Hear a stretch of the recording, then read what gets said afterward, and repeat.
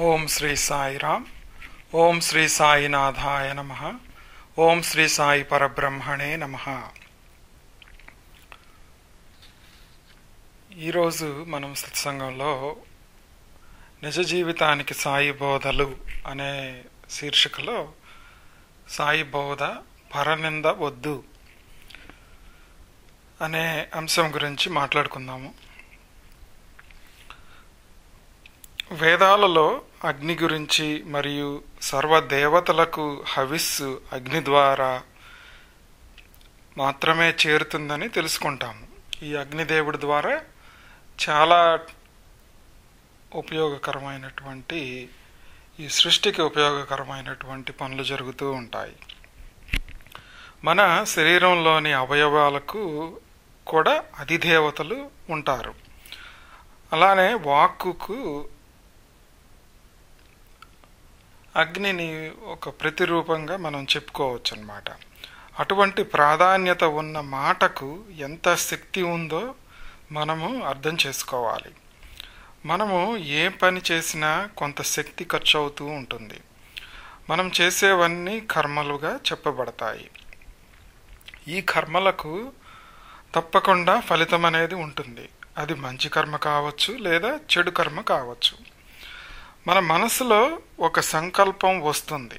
ఈ వచ్చిన ఆలోచనను అమలు చేయాలి అంటే మనము ఇంద్రియాలు లేదా మాట ద్వారా వ్యక్తపరచగలుగుతాం. మనము ఎక్కువగా మన నోటిని వాడుతూ ఉంటాం. మన వాక్కు అగ్ని లాంటిది. మన మాట ద్వారా ఒకరికి సంతోషము, ఓదార్పు కలిగించవచ్చు. అలానే ఎదుటివారిని బాధ పెట్టడం కూడా జరుగుతుంది. అగ్ని దేన్ని అయినా దహించి వేస్తుంది. అలానే వాక్కు కూడా చాలా శక్తివంతమైనది. ఈ వాక్కు దైవచింతనలో ఉపయోగపడితే మనకు ఇంకేం కావాలి?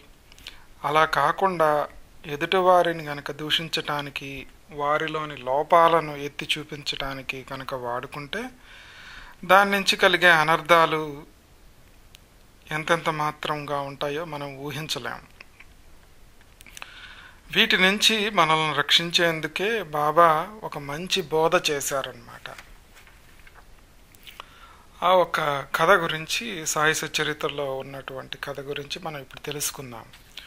ఒకసారి ఒక భక్త శ్రేష్ఠుడు మరొకరి గురించి ముచ్చటిస్తూ స్వయంగా చెడు ఆలోచనలకు లోనై నిందా ఆరోపణలలో పడిపోతాడు. అతని మంచి గుణాలు ఒకవైపు ఉండిపోయాయి. నోటి నుండి నింద బాగా ప్రవహించసాగింది. అసలు విషయం మడుగున పడిపోయి నిందపైకి వచ్చింది. ఏ కారణం చేతనైనా ఎవరి ఆచరణ అయినా సరిగ్గా లేకపోతే వారి గురించి వారికి వారి ఎదుటే తెలియజేసి వారిపై దయతాల్చాలి. ఎవరినైనా ఎప్పుడు నిందించకూడదు అని ప్రతి ఒక్కరికి బాగా తెలుసు. అయినా ఎంత నిగ్రహించుకున్నా ఆ స్వభావం పొట్టలో అణిగి ఉండదు.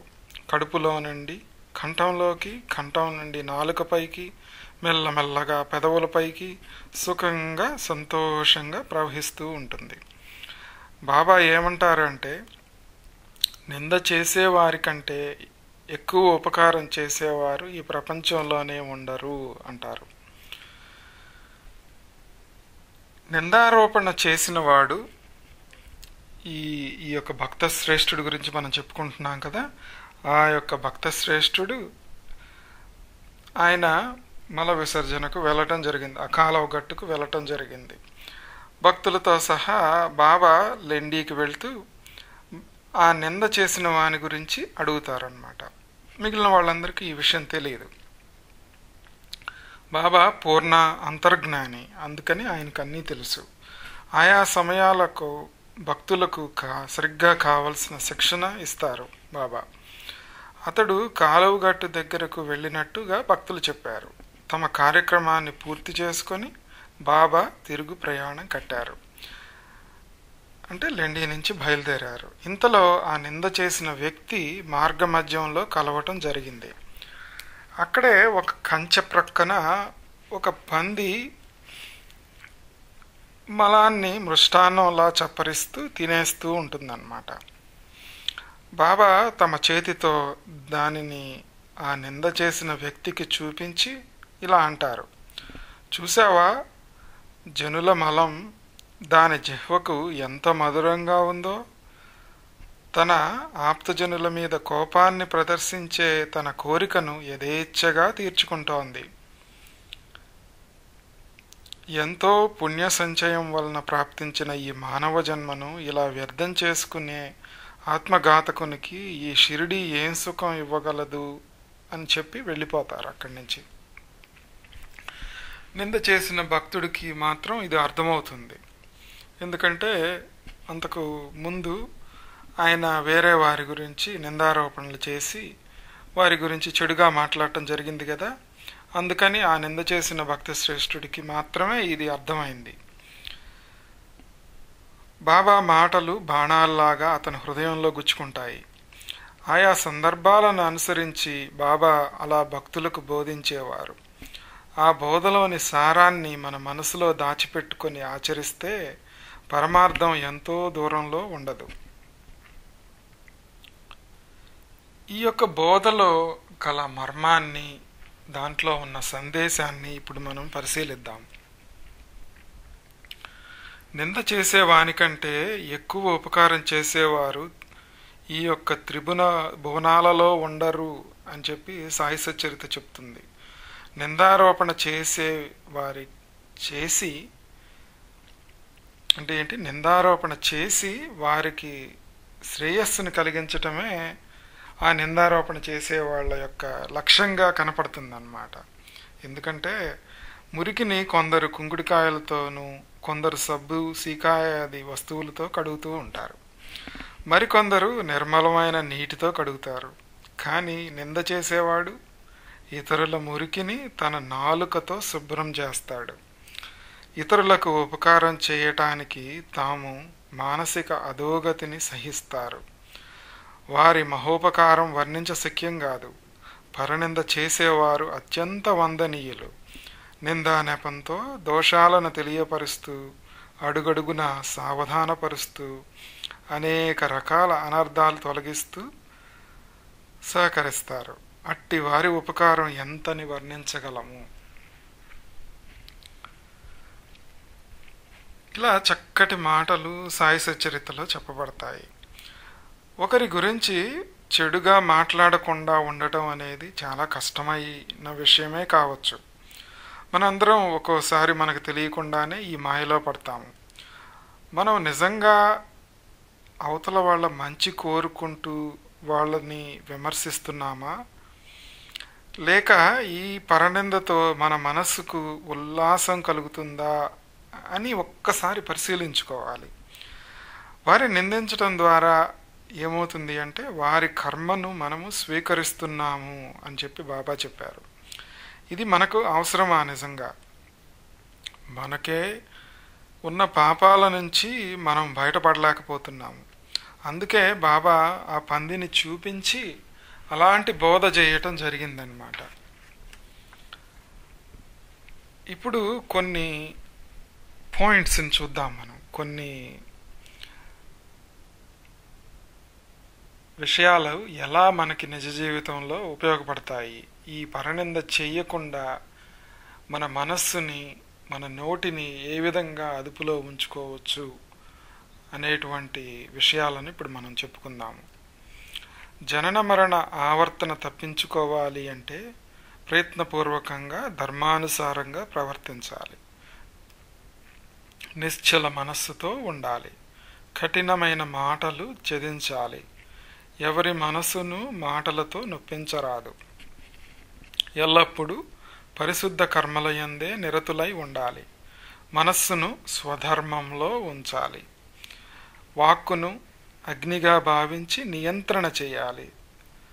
అగ్ని దేన్ని పడితే దాన్ని కాల్చేస్తుంది కదా, అలానే వాక్కును కూడాను దేన్ని పడితే దానికి విమర్శించడానికి ఉపయోగించరాదు. ఎదుటివారి తప్పులు చేయవచ్చు, చేతనైతే వారు వింటే వారికి మన భావం తెలియజెప్పాలి, లేదా నోటిని అదుపులో ఉంచుకోవాలి. పరనింద ద్వారా వారి పాపాలను మనము స్వీకరిస్తున్నాము అని తెలుసుకోవాలి. మనస్సులో ఒకరి గురించి మాట్లాడాలి అనిపిస్తే దాన్ని మనసు వరకే పరిమితం చేయాలి. దాని నోటి వరకు రానివ్వకూడదు. ఇది సామాన్యమైన విషయం కాదు. ఎన్నో జన్మల నుంచి వస్తున్న అలవాటు. ఒక్కసారిగా పోవాలి అంటే పోదు. మనకు ఆహారం ఎంత అవసరమో మనసుకు కూడా ఆలోచన అంత ముఖ్యం. అందుకే ఆ మనస్సును సత్సంకల్పాలతో నింపాలి. దానికి ఈ పరనింద ద్వారా జరిగే అనర్థాన్ని వివరించి చెప్పుకోవాలి, బతిమాలి దారికి తెచ్చుకోవాలి. పరనింద ద్వారా మన శక్తి కరిగిపోతుందని గ్రహించాలి. ఈ విషయాన్ని మనం రోజు అనుభవంలో చూస్తూనే ఉంటాము. మనం రోజువారీ విషయాల్లో మనకు అనవసరమైన విషయాలతో మనస్సును నింపి శక్తిని హరింపజేసుకుంటూ ఉంటాము. మనము అనవసరమైనటువంటి ఆ గాసిప్స్ని మాట్లాడుకుంటూ మన శక్తిని హరింపజేసుకుంటాము. సాయంత్రం ఇంటికి రాగానే ఎందుకు నీరసంగా ఉందో అర్థం కాదు మనకి. ఈ విషయాన్ని గ్రహిస్తే మన మనస్సు తప్పక నియంత్రణలోకి వస్తుంది. అంటే ఏంటి, మనం ఇవన్నీ అర్థం చేసుకొని మన మనస్సుని బుజ్జగించి లాలించి చెప్పుకోవాలన్నమాట. మన ఎదురుగా లేని వ్యక్తుల గురించి వీలైనంత వరకు చెడుగా మాట్లాడకుండా ఉండే ప్రయత్నం చేయాలి. మనం విఫలం అవ్వచ్చు, కానీ నిరుత్సాహపడకుండా ప్రయత్నం చేయాలి. ఇలా చేయడం వలన ఈ అలవాటును కొంతలో కొంత నియంత్రణ చేయవచ్చు. భగవంతుడు అందరినీ ఒకే రకంగా ప్రేమిస్తాడు. అట్లానే బాబా కూడాను జంతువులు, మనుష్యులు, వేరే ఏ ప్రాణి అయినా కానీ వాటన్నింటినీ ఒకే విధంగా చూడటం జరిగింది. ఇలా ఒకే విధంగా చూడటం అనేది నిరాకార ధ్యానము, అదే నిరాకార ఆరాధన అన్నమాట. దాన్నే బాబా చాలాసార్లు చెప్పటం కూడా జరిగింది. మనందరము ఆ దేవుని యొక్క సృష్టిలో భాగమే. మనది అనుకున్నప్పుడు మనకు క్షమించే గుణం కూడా పెరుగుతుంది. అలా అంతా మనదే అయినప్పుడు ఎదుటి వాళ్ళని విమర్శించే గుణం కూడా మనలో తగ్గిపోతూ ఉంటుందన్నమాట. ఆ యొక్క యూనివర్సల్ భావన అంటారు. అంటే అంతా మనమే, అంతా ఈ యొక్క దేవుని ప్రపంచమే అన్న విషయాన్ని మనం గ్రహించగలిగి ఉండాలి. మన మనస్సును, హృదయాన్ని బాబాకు సమర్పించాలి. ఇలా కొన్ని ఈ యొక్క అంశాలను మనం రోజు నిజ జీవితంలో కనుక అమలుపరిచి వాటిలో కొంచెంలో కొంచెమైనా కానీ సఫలీకృతం అయితే అంతకు మించిన ధర్మం ఇంకొకటి ఉండదు, అంతకు మించిన న్యాయం ఇంకొకటి ఉండదు, అంతకు మించిన సాధన ఇంకొకటి ఉండదు. ఈ సాధన వల్ల బాబా కృప మనకు లభిస్తుంది. బాబా మనందరినీ ఈ మాయ నుంచి రక్షించాలని ప్రార్థిస్తూ ఈ సత్సంగాన్ని సశేషం చేద్దాము. ఓం శ్రీ సాయిరామ్. ఓం శ్రీ సాయినాథాయ నమః. ఓం శ్రీ సాయి పరబ్రహ్మణే నమః. ఓం శ్రీ సచ్చిదానంద సద్గురు సాయినాథ్ మహారాజ్ కీ జై.